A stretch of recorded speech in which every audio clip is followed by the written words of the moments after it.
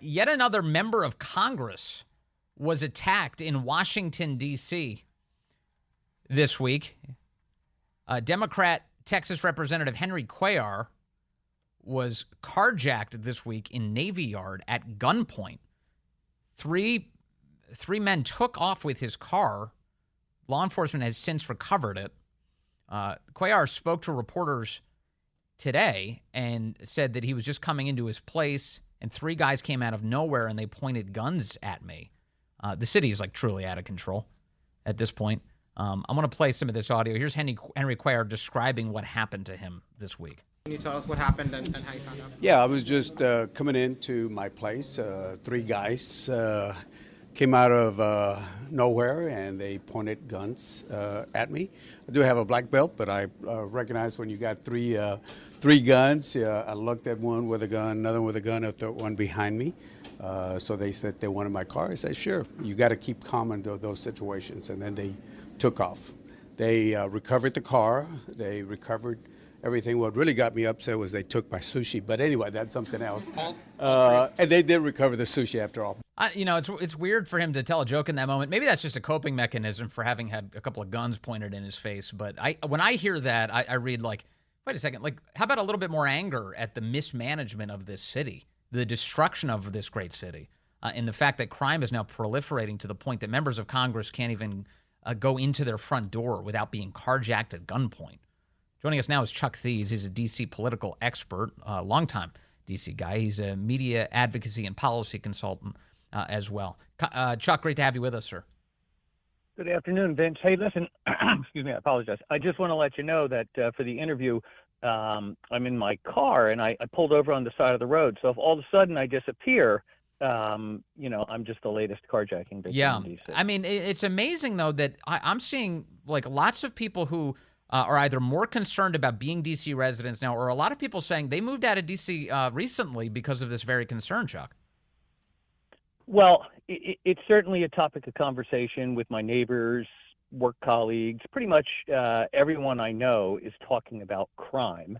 And for the first time in a long time, I've worked in politics in this city in a variety of capacities and in every neighborhood in the city. And for a long time, obviously, the lower income and primarily African-American neighborhoods have had to deal with crime, and that's not right. But the bulk of the crime was isolated to those neighborhoods. Now, people who live in posh neighborhoods or people who live, for example, at the Navy Yard, which is supposed to be an up-and-coming neighborhood. It's where our ball stadium is. It's where a bunch of new bars and restaurants are. It's where a bunch of government buildings are and other commercial establishments. People who live in that part of town, people who live in Upper Northwest, worry about getting carjacked or robbed. In fact, many people I know, in particular women, won't fill up their cars at a gas station in D.C. anymore. It's amazing. And so now you have why do you think this is happening? I mean, let's connect it to the kind of the political component of this. How much of a responsibility do our city's leaders and our nation's leaders, for that matter, have when it comes to all of this crime? Well, I think crime is primarily a local problem, and it can be dealt with locally better than nationally. Yeah. I'm not absolving federal officials and presidents, et cetera, but locally, our elected leaders, I'm using air quotes for your listening audience, leaders, bear the bulk of the responsibility because they watched as this problem worsened, and they continued to double down on the policies and laws that led to the problem worsening. As a matter of fact, and this troubles me, and everyone should know this, in the spring, the D.C. Council Chairman Phil Mendelson, the second most powerful politician in D.C., he testified in front of Congress. And when he was asked if D.C. is experiencing a crime crisis, he emphatically said no. He went on Twitter and doubled down on that denial. And in subsequent interviews, he refused to say that D.C. was having a crime crisis. Now, I've known Phil for 20 years. In fact, I managed his first reelection campaign in 2002. I know him well. I know that at that time, when Phil Mendelson said there is no crime crisis in D.C., he also knew that the juvenile murder rate had doubled. Now, if any death rate having to do with juveniles has doubled, there's necessarily a crisis. But it goes beyond that. The homicide rate in D.C. for everyone is the highest it's been in a quarter century since the awful 1990s. Yes. D.C. has fewer cops than at any time in 50 years. All of these things didn't happen overnight. All of these things were ignored by city leaders. Yeah. They own this problem 100%. Here's the audio you're referencing. Phil Mendelson earlier this year. No, this belies the common belief, and when it comes to crime, how people feel is important. But there is not a crime crisis in Washington, D.C. I've noticed this has become a pretty common refrain from the left on a host of things, including on the economy, which is like, hey, I know people feel like they're suffering, but they don't realize how good everything is. I mean, how long can you get away with making statements like that? Well, as long as your base is willing to parrot it, as long as you're preaching to the choir, I guess you can get away with it, because if your only goal is getting reelected and it's not actually saving lives or improving the lives of the living, then you can get away with it forever. Yeah. I've said this many times when it comes to these talking points, however. The first step in overcoming a problem is admitting you have a problem. As long as politicians keep saying that there's no crime crisis, they won't lift a finger to address it. And we'll be stuck with this. And by being stuck with this, innocent people are dying, and twice as many innocent children will die this year than last year. All of those homicides are avoidable. You know, sometimes there's a tipping point. You would think when a 9-year-old girl was standing in line to get ice cream and got shot and killed by a stray bullet, that would be a tipping point.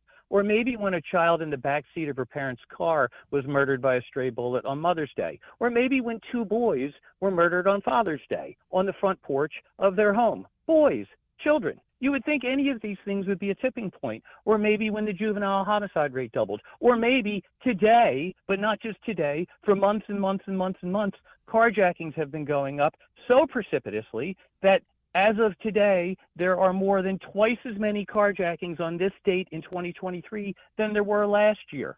Homicide rate the highest in 30 years, fewest cops in 50 years. If none of these things are tipping points, what is it going to take? It's not going to be a member of Congress carjacked. He's brushing it off.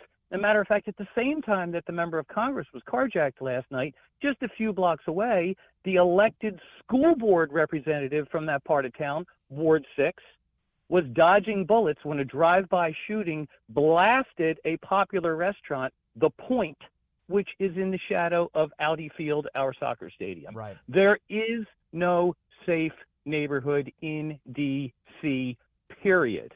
You know, a lot of the violence we're seeing, and especially the carjackings, are at the hands of juvenile offenders, people who are under the age of 18. That, as I understand it, responsibility for prosecuting those crimes falls to the Attorney General of Washington, D.C., Brian Schwab. But it seems to me he's not living up to the job requirements, is he, Chuck? Brian's, and I know Brian, I actually spilled a beer on him accidentally at an event recently. He handled that very well. I will give him credit for that.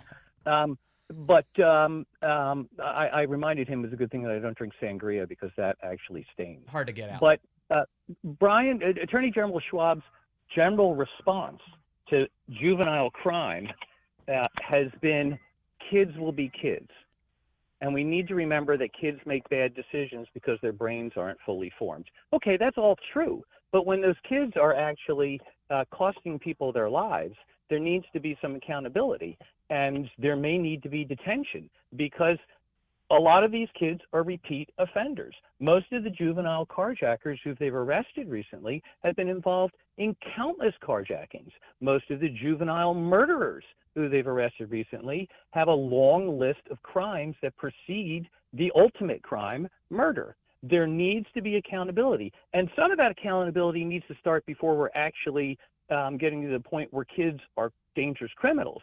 There was recently, after it was delayed, the courts demanded that it was delayed, a truancy report came out. Most D.C. schools are delinquent in reporting truancy, and truancy in D.C. schools is at a 50-year high. So we're not really doing the things that a government should do to prevent crime before people become criminals. This is a very complex problem that our policymakers, our elected officials, have allowed to fester. They're aware of it. They did nothing. They pandered to activists. They spewed talking points, and they allowed young people in particular to grow up and become very dangerous people. It's an enormous disservice to these children. It's an enormous disservice to the residents who live in fear and terror. I recently saw a private poll that was conducted citywide. 60% of people in D.C. either don't feel safe or feel somewhat unsafe. Those are numbers we've not seen since the 1990s. It's just remarkable. So we talk about the lack of consequences. What about the other side? What about the kind of the social factors that are playing into this rising crime? I think of one of the big ones typically is fatherlessness. If you don't have a male father figure helping you, guide you in your life, you're a bit more rudderless, and you may actually be involved in criminality. Also, especially social media. A lot of we keep hearing these reports that a lot of the guys who are doing the carjackings, these teenagers, are filming the carjacking on TikTok and then posting it for their friends. It seems like kind of a common element that we should be taking a closer look at. Yeah, well, some of these crimes are actually solved by the great detectives at the Metropolitan Police Department by observing social media. I mean, a lot of these things are incriminating. The people literally let you know who they are. Again, you know, they're kids. They're not always the brightest bulb in the chandelier. But in terms of the social elements that are fostering this, years and years and years of neglect, obviously. At one point, D.C. had the worst education system in the country. We have systemic education, employment problems. We have drug problems. We have people who feel completely disenfranchised, and politically, they've been used as pawns. But unfortunately, the words of the politicians that said, oh, we're going to fix this, we're going to put money into this, we're going to uplift you, were mostly hollow. So you have people who have sort of disappeared from the face of the planet in terms of feeling as though anyone cares about them, whether it's a parent or a politician. And just the other day, the interim police chief was at a confirmation hearing, and she'll be confirmed later this month, no doubt. And she called on the faith community to get more involved in crime prevention and steering people, in particular young people, away from crime. That's great. That's great. But that's almost like a last-ditch effort. And I'm not taking anything away from the faith community. I'm just saying when a government that spends nearly $20 billion a year on a city as small as D.C. is asking the faith community to do its job, we're not in very good shape. No. Things are rough, and you're a good observer of what's going on, Chuck. Thank you very much for your time, as always, sir. Really appreciate that. Thanks for having me, Vince. I appreciate it. Chuck Thies from Washington, D.C., keeping an eye on